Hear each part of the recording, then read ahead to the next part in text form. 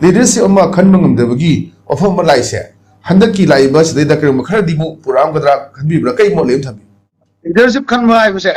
कोई एमएलए मैम दुगी मर की खतर रोल नते पार्टी की बीजेपी पार्टी की प्रेसिडेंट पार्टी की जनरल सेक्रेटरी पार्टी की स्टीयरिंग कमिटी में लेसे मोई रोल याम चाउन लेबा अदा हंदकी कनोसिदि पार्टी की स्टीयरिंग कमिटी अदगी जनरल सेक्रेटरी वाइस प्रेसिडेंट मैम की रोल से सेंटर इता ताब्रा तादब्रा है कोई खंग ngамद्रेबा एज अ एक्टिविस्ट मोइना हाइताय मरमदी मोई मचिंदगी थोलपो वाजिना सामा बीजेपी के एमएलए मैम ना वा चामा गांदा पार्टी की साइड की वा बोंगांग है जीरो ने पार्टी प्रेसिडेंट ने एक्टिव उरे से की पीएल संतोष लापदी एक्टिव उरे पार्टी की लेवल लापनी उरे कनो सरकार सेम है नंबर ने सेमगदौने कम्युनिटी की कनो याद्रेगा यारोय कई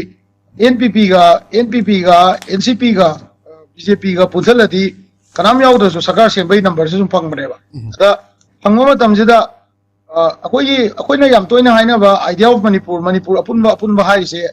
उकी यावरगा नागा यावरगा खता अपुनबा ओइबा नतेबा मैतई की एमएलए सिंह मैतई पांगन के एमएलए सिंह ना लीड तौबा तारगसु मदुदा अपुनबा मणिपुर की ओइबा कॉमन मिनिमम प्रोग्राम अमा ट्राइबल मैम की अपामदो अखोइना मैतई अमोइना लीडर ओइ तारगसु मदु नैनाबदा अपुंबाना नैना पतारगति एनी कम्युनिटी लीडर अमदे हेना फरक्तोइनेबा हाइबगी आथजे कहीं है कान यामुसु सैजाइन चीफ मिनिस्टर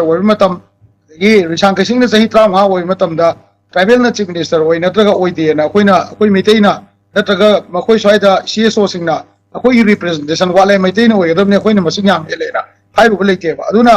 लीडर खनबगी मतंग से योक्सलाकानदि हुजिक्तबु साइगी लेबाकसिदा नेशनलिज्म सागरना बोनाबदा माई कम्युनिटी दा अखोई नमदरे अखोई सि तौरे मैतै हुंदना नेशनलिज्म सागरपसे अतोप कम्युनिटी से मैतै से खरा हुंद्रगदि नेशनलिज्म सागरपसे क्या ngamdaba adom nakanda oina leire haitare aduna akoi Meitei सिंजना akoi सीएसओ मैम अखोइना मोइना ngang से तुम आयाम मतमदा अखोइ से इग्नोर तौरगा अखोइ की अपुनबा मणिपुर आइडिया ऑफ मणिपुर की सिदा हेना चिंगगा पुबु ngamdaba अखोइ मैम चंगना होनरी सिने हाइतारे aduna लीडर कनबा इशू सिदी पार्टी प्रेसिडेंट अदगी अखोइ मैम याना तारगदि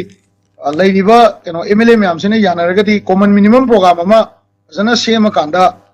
हाना ओइरंबा लीडर दुगी अपामदसु इंक्लूड तौबा अदगी अनौबा लीडर दुगी अपामबा बीजेपी सेंटर की अपामबा इंक्लूड तौबा मियाम की अपामबा इंक्लूड तौरगा लेमौरिबा साइगी कहनी को कुकीजो सिंग अखोई इंडिजिनस ओइबा हाइनदगी सिंते लेइबा अदगी हॉकी अदगी अतै लेइबा मैम अखोई इंडिजिनसली लिस्टेड ओइबा अखोई सेंटर ना याबा अखोई कनो schedule tribe list यावबा tribe Singhji मोगी अपाम सिंग से अखोइना असेंबली से फजन फंक्शन तौलगा नैनरगति मसे क्वेश्चन से तोन कम्युनिटी पॉलिटिकल मुक्नब से लेरोइदबनेबा अदो अखोई गिसिदी असेंबली बंगे फंक्शन तौलगा तो मोय अपामदा पॉइंट अमबों नैनते अयाम मतमदा असेंबली से फमनिंगदबगी मोंग सुमु याय तारे अदुना पॉलिटिकली प्रजाना थाजबले तबसे सिगी एडवांटेज नेबा लीडर सिंग सिने लौरिसे पॉलिटिकली एबदी असेंबली दा मियाम की थाजबले तबा प्रजा की थाजबले तबसे की एडवांटेज से पॉलिटिशियन सिंग ने फजन लौवे हाय तारे अदुना लीडर खनबदा अवाबा ओइरिनेबा अदुबो आयु जायजरुनी कॉमन मिनिमम प्रोग्राम अमा सेमगा tribal inclusive common minimum programme अमा आइडिया ऑफ मणिपुर हाय तारे idea of Manipur towards the future हाय तारे नेको मनिंग लेरबा आइडिया ऑफ मणिपुर नतबा ममांग लोमदा मथंग सही की इलेक्शन दा 2027 दा बीजेपी ना